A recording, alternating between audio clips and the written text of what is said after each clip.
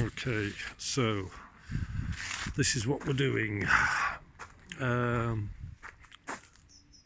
wrap silver foil. It's got some sort of insulation value, I suppose, but a lot of people just use that. That ain't what I'm doing. So let me stand back a bit so you get a good picture.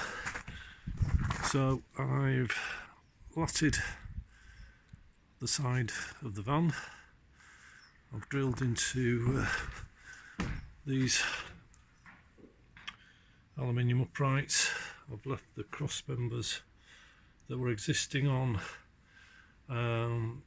Now I've not actually insulated in front of those, but what I have is, I'll show you down here. So behind the lats I've put PIR Kingspan Celotex in the real world, which is just reclaimed from what was in here before, and I'm using that in between the lats and the metal, and between the main lats and the panels I'm using this here stuff, acoustic rock wool, 50mm, so non-combustible insulation, it's got a waterproof value and soundproofing.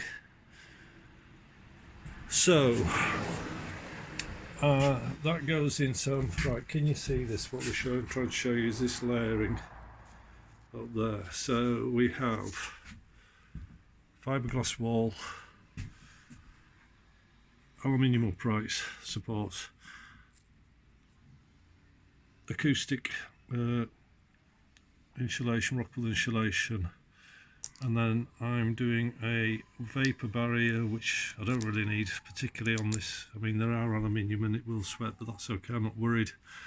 This is to keep any well, as much moisture as I can, obviously, from the metal, but its main reason, to be quite honest, is to keep this stuff, I mean, it shouldn't degrade that much because it's really well put in, and the Kingspan at the bottom, it should all hold in place, but I'm putting this in behind my matchboard.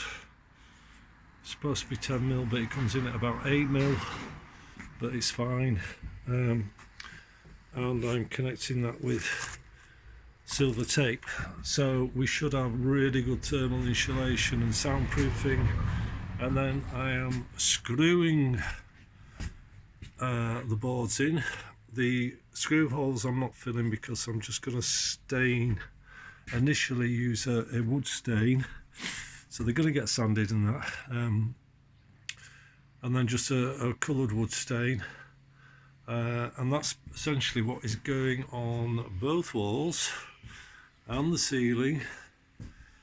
I've got a Flettner air vent, low profile air vent, which will probably go in this here hole once it's been addressed. I'm also going to fiberglass the roof. I've got some mesh and some roofing, well, some fiberglass for flat roofing somewhere. If I haven't, then for what it's going to cost, I'm going to get some more and do it. We're going to put 2 inches of insulation in the floor. I think I've said that before already, but anyway, it doesn't matter if I repeat it. But I'm not going to do that just yet, so I've brought this vapor barrier out a little bit, and so I can connect that. I mean, so I'm not going to do it just yet. I mean, I want to, you know, I want to get it all fitted out first. That's going to be the last job, to be quite honest. Now on this back end, I've said already, I'm going to put French sliding doors. I've been looking for some second-hand ones and they don't come up that often, the sliding ones. There's hundreds and hundreds of pairs of opening ones, but I want the sliding because I want the sliding to, I want to keep this step up here. I want to use it as a porch and a bit of a storage area. I want my sliding doors here. Okay, so then that gives me all that space, which is 14 foot of living space, transport space, whatever you want to call it. I was thinking about a full water tank under here, but talking to a friend, I'm just going to have two 50-litre tanks, one either side. That leaves one there, one there. That leaves a nice generous step area to get in and out.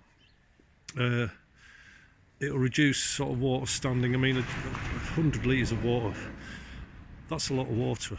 I mean, when I'm showering, it's literally going to be douching to be basically. Any more than that, I'm going to be not in the van.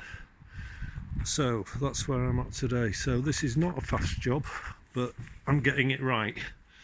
So I'm going to continue, and the next little piece will hopefully show all the sides done. I might do a little bit then, because I'll be quite pleased with myself. That's my roller shutter. That's a housing development going on behind, but they're all very nice. So there we go. So I shall crack on and join you again soon.